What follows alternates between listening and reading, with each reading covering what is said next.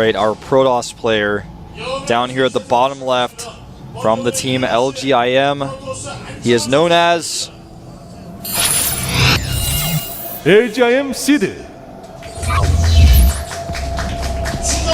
The Illusionist Protoss, as he is nicknamed in Korea because his Korean name is close to that of the word for illusion. His opponent at the top right, a Zerg player from the team Startail, looked strong in that last game, attacked a little bit too much. He is StarTail Curious. Startail Curious, and you know the irony of his ID is he is not actually curious about anything. His opponents should be curious about what build he is going to do, how much he's going to attack. Curious's build that we saw last game works on, you know, the aggressive drop style works better, I feel, on a map like this, where you can reinforce and attack with roaches at a second location much faster. You know, but his plan was to attack and take a fourth base because it was a big map. So, kind of a weird way to execute things. By the way, we do see Seed going gate first on the high ground, making a wall off. I talked about this last game. He is someone who actually has gone back a little bit. This is very backwards. This is the only time you will ever see someone do this in Korea. You will never see anyone else go for a non-forge fast expand. Only this guy, only Seed. With this, you have a few more aggressive timings. You can scare your opponent. You can force him into potentially making spine crawlers. If you block the natural, as Seed has been known to do, force the third base to come out faster, force the natural to be at the third base location. It's basically really, really scary when you see this type of build because you're like, well, what if he 4-gates me? My third base is so far away. Can I even hold that? Is that even possible? It's a scary mental opening. And then you can just expand. You can make a Stargate. Do the anti-mage PVZ expand from the beta. You can do anything. Now, Seed, if he wins the first set 4 out of 4 times, he has won the series. We'll see if he can make it 5 out of 5 here. It's a really cool statistic. And you can see Overlord will see no gases. Well, actually, you can see the gassing mine. And he's actually lost all of his matches when he lost the first set. So this guy has never played a game 3. He is all or nothing. And as far as the statistics go, man, it's looking pretty good for him here. If he can continue that trend, continue that pattern. Zerg player has not mined enough gas for speed just yet. Wants to... I mean, basically right now, he knows what's up in some ways. With scouting only the 1 gas, it's like, well, is he going to 4-gate me? Is that what's going to happen? Like, it's really scary, but that's something you have to be afraid of. And the gas is still being mined, but he is just going to go for a 1-gate Nexus. Again, I talked about this with Kaldor last time we saw this guy play. It can potentially become a Nexus cancel 4-gate. And he is chronoing a lot on that workgate research. Second gas, though, does go down. Delayed 4-gate is still possible. And I'm saying all these things not to try to predict the outcome of this game, but to give the perspective of how Curious feels right now. Because he is not going to just think, oh, okay, Nexus, I'm fine. We're good here. Nice, targets down that creep tumor. Just a little bit of pressure can go a long way. Oh, nicely done. Does have to use a force field, though. Pylon certain takes some damage. You can't actually get down there to save it just yet. Will lose a lot of hit points, but he should be able to chase these Zerglings off. Well, actually, he will get the pylon. He actually commits to it. This is very frustrating for Seed, who's now supply block. And just like we saw him do in the up and down matches, he will actually get a Stargate. Look at that. If the game goes less than 9 minutes, Seed has a 100% win rate. That is pretty impressive. That's a nice stat. Overlord sees the Stargate right away, and what does he do? Continues with his third base, adds extra queens. Ooh, double Stargate. Going down for Seed. Remember, this is not Heart of the Swarm. This is StarCraft 2 Wings of Liberty. Very likely going to be a Phoenix build. However, in the beta, as well as in the early stages of release, even in the open seasons of GSL, we have seen double Void Ray builds into Phoenixes to kill the third base and go for a gateway follow-up.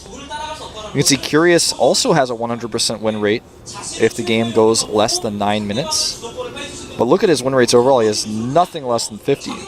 That's pretty impressive. So Void Ray is shown, and that is really something. Because now he thinks, oh, okay, just one Stargate Void Ray, that's fine. Still has no idea about the second Stargate. If it were a Phoenix, I guarantee you he would go and check to see if there's a second Stargate. Double Void Ray being produced right now. I'm not sure if we're watching IM Seed or if we were watching TSL Guinea Pig from Open Season 3. Going to follow up with Phoenixes. This is a really, really tough push to hold. One Spore Crawler is on the way. Lair Tech is on the way as well, so we'll be able to potentially make Hydralisks to hold. We've talked about this so many times in the past. Hydralisks do not do well against Phoenixes when the Hydralisks are being spawned, when they are in low numbers, because the Phoenixes do bonus damage to light units. And here we go, he's actually going to show all of these units, in fact, to the Overlord. Will the Overlord see both Void Rays? He sees one, and he does. If he looked 100%, he sees the second Void Ray, but I'm not sure if he did.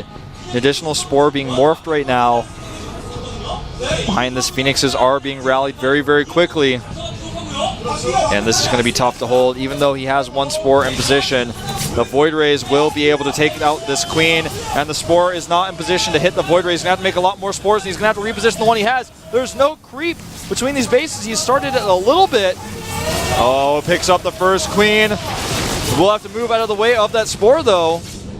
There he goes, nice. Picks it up out of range of the Spore. Beautiful micro on the Void Rays, just out of range of the Spore. Pulls the weakened Void Ray away, and now these Overlords are vulnerable. A great opening for Seed here. Hydralisk Den is on the way as predicted. Robotics as well. He predicts this sort of transition, this sort of answer. And now our Zerg player is supply blocked with 3 Queens on the way, but they are not out yet. Targeting down now an Extractor. Will be able to get it. Any Queens that come nearby will be killed. Oh, look at this. There's no Spore in play. You can actually force the drones to stop mining temporarily here, as well as start targeting this hatchery. And no Queens can come. I cannot stress this enough. No Queens can defend this hatchery. He will have to rely purely on the Spore Crawler. Here come the Queens. He can lift them all. The Spore Crawler could have been targeted, but he decides to run and loses the Void Ray. And I feel Seed could have done more here. But in the end, he will still get several of these Queens. One Void Ray goes strong. 2 Queens firing on it. And will he get both Queens? He gets one. He will get the second, the third Queen. The third Queen still going strong. And he does not have any lift energy. He is out of energy. The Hydras come out, and this attack has been stopped. However, the transition to Robotic Support Bay is already underway. He's got about 1/5 of that production time already out of the way. 5 gateways being added in the main base. You can see those there. This is a 2-base timing attack follow-up to the forced Hydralisks. He waited until he saw the Hydralisks before he added the gateways. If he doesn't see any Hydras, he can make Colossi and use them to try to defend his 3rd base. Spire, the question is, has it been spotted? He has not, so he does not know about the Spire. And this could be something that gives him a little bit of trouble. However, with his Phoenix count already at 7, the first wave of Mews are not going to be a problem if they come early, and they just basically can't. At this point, Seed is actually posturing to take a 3rd base. He may decide to commit to that rather than going to this attack. He does not have any Colossi. His first one is on the way. You know, he still has the opportunity to take that 3rd base, but I feel he's... Oh, got to be careful about these Hydras! One Phoenix goes down. This is so scary to think about, you know, what it's going to be like when those Hydras can have speed upgrade later on. I can't resist talking about this just a little bit. I'm actually really happy about it, even as a Protoss. I think it's going to be so cool. Imagine how much scarier those units could be. Phoenix is now coming into the natural, and it looks like, based on what he's seen here, he may decide to go for that 3rd base after all. Oh, he's going to fly right over the Hydras, and the Hydras don't see it. That could have been terrible. He sees this base as well. And you know, when he sees that, this may trigger him to attack. He still has no probe in position at his 3rd base, and he is going to go for it. He is going to stick to the original plan. The 5 gateways he added, going with 2 Colossi. No range upgrade. No range upgrade even started. He's getting +1 armor right now. He has no Twilight Council to get +2. This base may have to be cancelled. Only 8 Mutalisks on the way, and that may be something that really bites Curious, because with 8 Mutas, they're not going to be enough to even harass They're not going to be enough to stop this push, and that's all the gas he has. He even got spotted. Now he can actually send his Phoenixes to go and defend his main while he uses his ground army elsewhere. This is such a tough position for Curious. He's actually going to try to catch these Phoenixes off guard, and no micro just yet from Seed. He's trying to attack up this choke point. He needs the Colossus, and here he goes. Coming up here, the Mutas. They're trying to decide what to do. Oh, he's actually going to take out the majority of the Phoenixes. The Hydras, though, are being taken out even by Zealots. And I think Curious is out of luck because even though he has these Mutas, more Stalkers are being warped in at the forward pylon. He has 22 of them. In fact, the Zergling's going down, the Queen's going down. This, I don't think, is something that Curious can hold. Macro Hatch will be taken out here. His Mutalisk count now up to 18, though, with 6 more on the way. He may just be able to win this fight. He's killed the forward pylon. He does have a base at the bottom right. This game is not over yet. Zergling's coming in. The Mutas, will they decide to commit? There's so many sentries in here as well, and enough for a Guardian Shield. He wants to commit when he has Zerglings, but he just does not have them. He's making more and more Mutas now. He may try to go for a base trade afterwards. Guardian Shield is up. The Stalker's coming in. The Zerglings I mentioned earlier coming in as well, taking a lot of that Stalker fire. The Stalkers are at 1-1 though. The Mutas with no upgrades are forced back. With no forward pylon though, this is still not over yet. I just feel like at this point, Curious has to make the choice to send the Mutas across the map, and that's the choice he has made. The Mutas are flying across the map. In the main base, there's only one cannon. A ton of cannons at the natural, however. You'll see the lair tech fall in the main base. He does target down that cannon. The probe's already going towards that very safe natural where there's so many cannons where he can warp in additional units. And I think Seed has done it. GG! Seed is 5 for 5. Wins the first game, wins the second game. He will advance to the winner's match to play against Björn. And I'm actually still not 100% sure if that was a celebration or not, but I guess he just made sure that this wasn't a dream. It was in fact reality. He takes out Curious. Curious, like I said, showing great results everywhere but the Code S group stage. That seems to be where he struggles. If he plays in Code A, if he plays in the up and down matches, he crushes everyone he faces. But in the real stage, the Code S, the main stage, the spotlight, cannot succeed. And well, Seed basically showed in the first game standard Seed play. All right, the second game, unique double Stargate opening. Forces, I mean, this is textbook play.